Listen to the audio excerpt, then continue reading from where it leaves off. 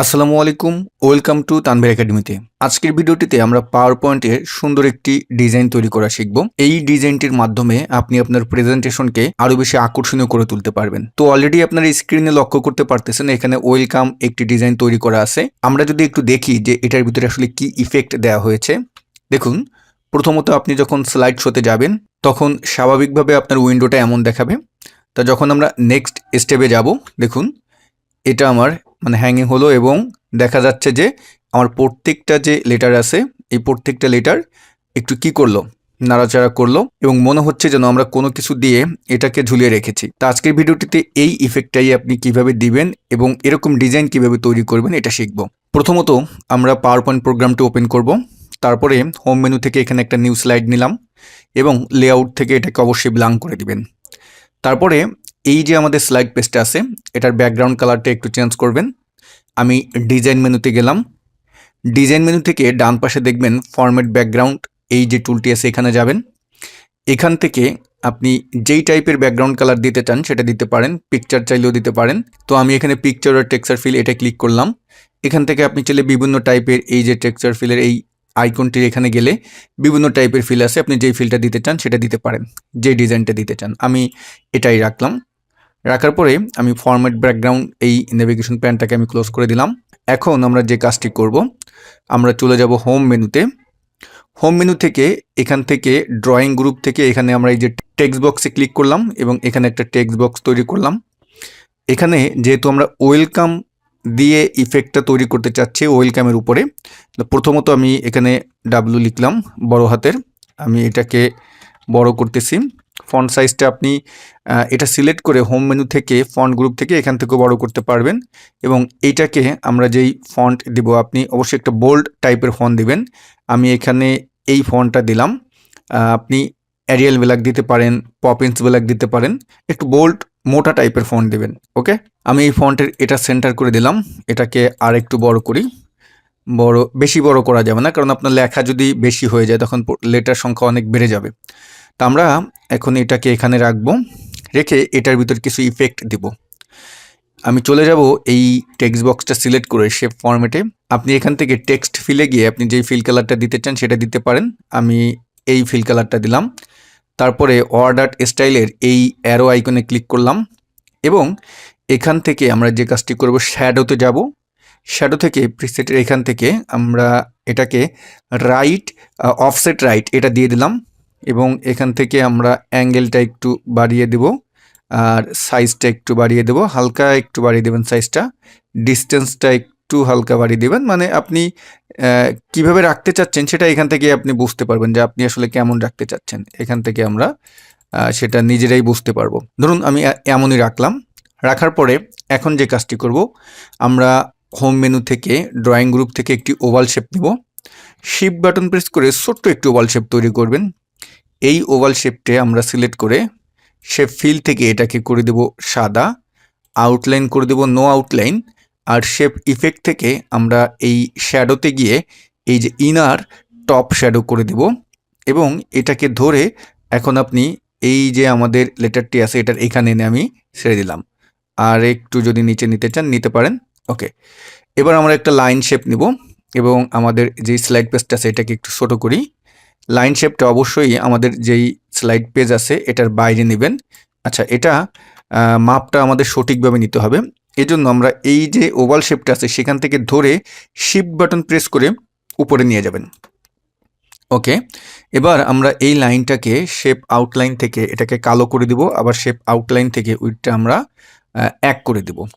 তারপরে আমরা একটু বাইরে ক্লিক করি যে কেমন দেখাচ্ছে। যদি আমরা একটু জুম করি তাহলে বিষয়টা বুঝতে পারবো।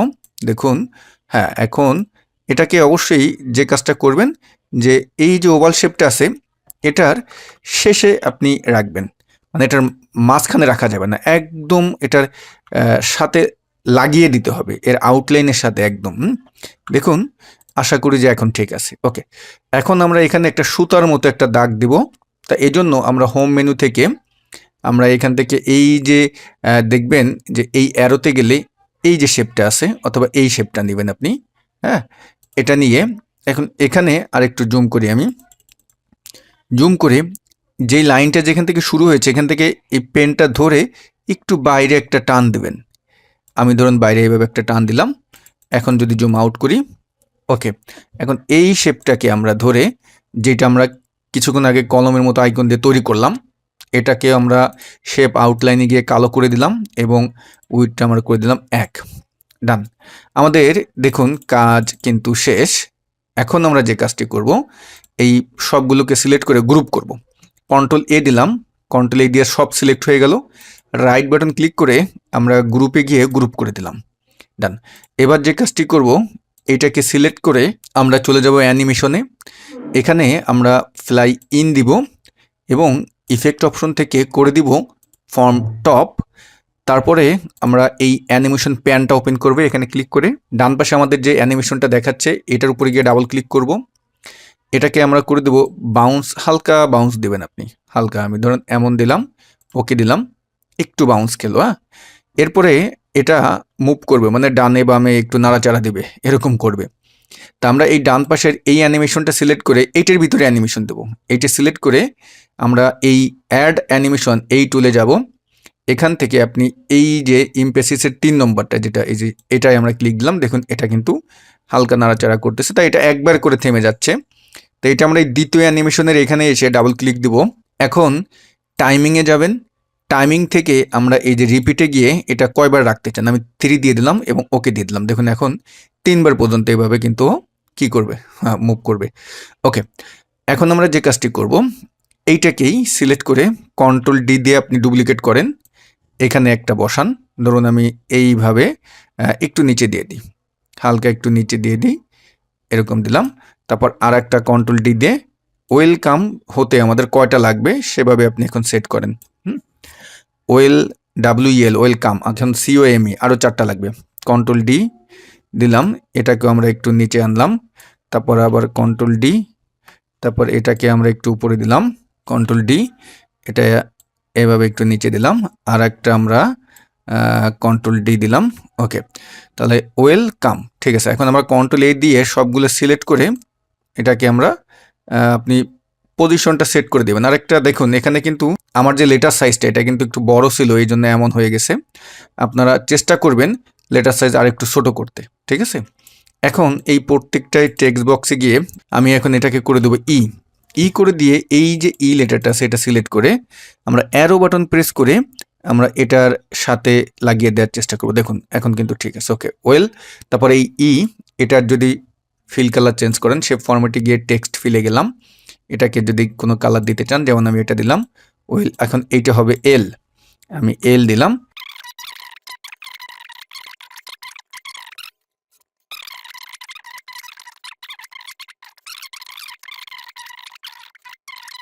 এই কালার দিয়ে দিলাম, ডান। আপনি এক একটা নিজের পছন্দ মতো কালার দিতে পারেন। এখন আমি যে কাজটি করব, কন্ট্রোল এ দিয়ে আমি এটা সিলেক্ট করলাম, করে আমি শেপ ফরম্যাটে যাব, অ্যালাইনে যাব, অ্যালাইনে গিয়ে আমি ডিস্ট্রিবিউট হরিজেন্টাল করে দিলাম, মানে প্রত্যেকটা গ্যাপ ঠিকঠাক থাকলো, ডান।